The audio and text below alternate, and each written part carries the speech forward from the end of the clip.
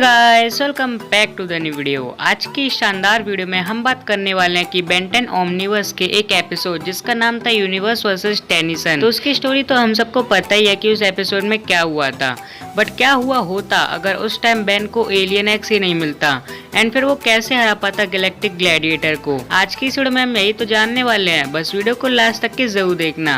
तो चलो यार वीडियो को शुरू करते हैं। तो देखो, डायरेक्ट आंसर बताकर मैं तुम्हारा मजाक किरकिरा नहीं करना चाहता, पहले उस एपिसोड के प्लॉट के बारे में जान लेते हैं। तो तुम्हें बेन 10 ओमनिवर्स का वो एपिसोड तो याद ही होगा जिसमें एनाइलाक से जब पूरा यूनिवर्स डिस्ट्रॉय हो जाता है तो बेन एलियन एक्स की हेल्प से यूनिवर्स को रिक्रिएट करता है। तो बस इसी बात की स्टोरी से रिलेटेड हमें यूनिवर्स वर्सेस टेनिसन वाले एपिसोड में देखने को मिलता है कि बेन ने गैर कानूनी तरीके से यूनिवर्स को रिक्रिएट किया है। मतलब इस बात का उस पर एलिगेशन लगाया जाता है और ये एलिगेशन बेन पर स्टार बियर्ड ने लगाया था। फिर बेन इंटरगैलेक्टिक कोर्ट में टेलीपोर्ट हो जाता है जहां पर केस स्टार्ट होता है यूनिवर्स वर्सेस टेनिसन।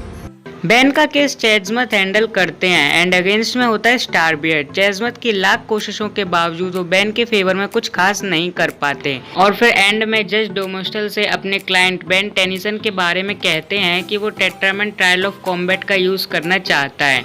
फिर बेन ट्रांसफॉर्म होता है फोर आर्म्स में, सामने से स्टार बियर्ड भेजता है गैलेक्टिक ग्लैडिएटर को। पर भला एक सेलेस्टियल सेपियन के आगे एक टेट्रामेंट टिक सकता है क्या? पर फिर बेन ट्रांसफॉर्म होता है आईगाय में, वो भी सेलेस्टियल सेपियन के आगे नहीं टिक सकता था और ना ही टिक पाया। फिर बेन ट्रांसफॉर्म होता है एलियन एक्स में, पर अगर इस बार भी उसे कोई नॉर्मल एलियन मिल जाता तो, जैसे कि ह्यूमंगस और डायमंड हेड या एक्वाको, और नॉर्मल तो छोड़ो अगर पावरफुल एलियन भी मिल जाता तब क्या, जैसे कि एटॉमिक्स, वेबिग या फीडबैक। तो देखो ये एलियन गैलेक्टिक ग्लैडिएटर का कुछ भी नहीं कर पाते, कुछ भी मतलब कुछ भी। और यहाँ पर दो चीजें ही हो सकती थी। पहली तो ये कि जैसा कि तुम्हें पता है ओमटेक्स अपने यूजर को प्रोटेक्ट करने के लिए कुछ भी कर सकता है, तो हो सकता था कि यहाँ पर ओमटेक्स बेन को एक ऐसा एलियन देता जो कि सेलेस्टियल सेपियन से ज्यादा पावरफुल हो, तो फिर तो वो एलियन आराम से गैलेक्टिक ग्लैडिएटर को हरा देता। लेकिन लेकिन लेकिन ये मेरी फैन थ्योरी है, इसे रियल मत समझ लेना। ऑफिशियल बताऊंगा, इसके बाद ही ऑफिशियल बताऊंगा, लेकिन इसे ऑफिशियल मत समझ लेना। तो देखो, जो थ्योरी ऑफिशियल है इस एपिसोड से रिलेटेड और इसी पॉइंट से रिलेटेड, वो ये है कि अगर बेन को उस टाइम एलियन एक्स नहीं मिलता तो जो एलियन एक्स मतलब कि सेलेस्टियल सेपियन की जिन एलियन स्पीसीज से वीकनेस है वो लोग उन एलियंस को उस टाइम दिखाते हैं। उन लोग से मेरा मतलब बेन 10 के क्रिएटर से है। वो स्टोरी में ऐसा चेंज करते अगर वो एलियन एक्स को नहीं दिखाना चाहते तो, नेमली वैम्पायर, घोस्टफिक एंड अपचक।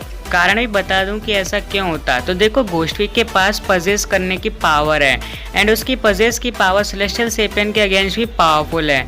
मतलब सेलेस्टियल सेपियन इस पावर के अगेंस्ट वीक है। तो घोस्टफिक उस टाइम बॉडी पजेस की पावर से गैलेक्टिक ग्लैडिएटर को जैसा चाहे वैसा कंट्रोल कर सकता था, उसके अटैक उसी पर करवा सकता था एंड जीत सकता था। और वैम्पायर का जिक्र इसलिए है क्योंकि वैम्पायर किसी भी लिविंग बीइंग की लाइफ फोर्स या एनर्जी को एब्जॉर्ब कर सकता है। इवन सेलेस्टियल सेपियन तक की लाइफ फोर्स को वैम्पायर ड्रेन कर सकता है। और लास्ट में अपचक का जिक्र इसलिए है क्योंकि अपचक किसी को भी खा सकता है। एक बार तो उसने क्रैपडोजर को भी खा लिया था जो कि पायरोनाइट यानी कि हीट ब्लास्ट का नेचुरल प्रेडिएटर है एंड इसी तरह वो सेलेस्टियल सेपियन को भी खा सकता है। बिलीव नहीं होता तो तीनों के प्रूफ स्क्रीन पर देख सकते हो।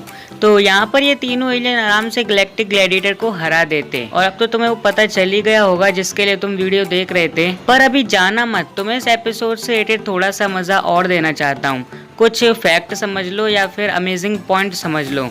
तो जब इस एपिसोड पर वर्क चल रहा था, बेन 10 के क्रिएटर्स इसे बनाने का काम कर रहे थे, तब उन्होंने इस एपिसोड में एक सीन ऐसा भी सोचा था जिसमें कि Ben as a chameleon appear होगा एंड चेजमत की जासूसी करेगा। बट इवेंचुअली ये पूरे सीन का आइडिया ड्रॉप कर दिया गया और ये डेरिक जे वाइट के अनुसार मतलब अकॉर्डिंग बताया गया है। नेक्स्ट पॉइंट या फैक्ट ये है कि जज डोमोस्टल जिस हैमर को यूज कर रहे थे ऑर्डर के लिए, वो हैमर ट्रांसफॉर्मर्स एनिमेटेड सीरीज के मैग्नस हैमर को रिसेंबल करता है जिसे अल्ट्रा मैग्नस ने और बाद में ऑप्टिमस प्राइम ने यूज किया था। नेक्स्ट एंड लास्ट पॉइंट या फैक्ट काफी छोटा सा है। यूनिवर्स वर्सेस टेनिसन डेरिक जे वाइट का बेन 10 ओमनिवर्स के टॉप 5 मोस्ट फेवरेट एपिसोड में से एक है। तो यार ये था आज का हमारा वीडियो पसंद आई हो तो लाइक कर देना, चैनल पर नहीं हो तो सब्सक्राइब कर लेना, बेल आइकन को भी ऑल पर सेट कर लेना। एंड तुम्हें ये पॉइंट्स कैसे लगे, मेरी फैन थ्योरी कैसी लगी एंड ऑफिशियल जो न्यूज थी स्टेटेड वो कैसी लगी, कमेंट में जरूर बताना। आज की इस वीडियो में बस इतना ही। मैं मिलता हूँ आपसे अगले वीडियो में, तब तक के लिए goodbye and take care and also thanks for watching this video.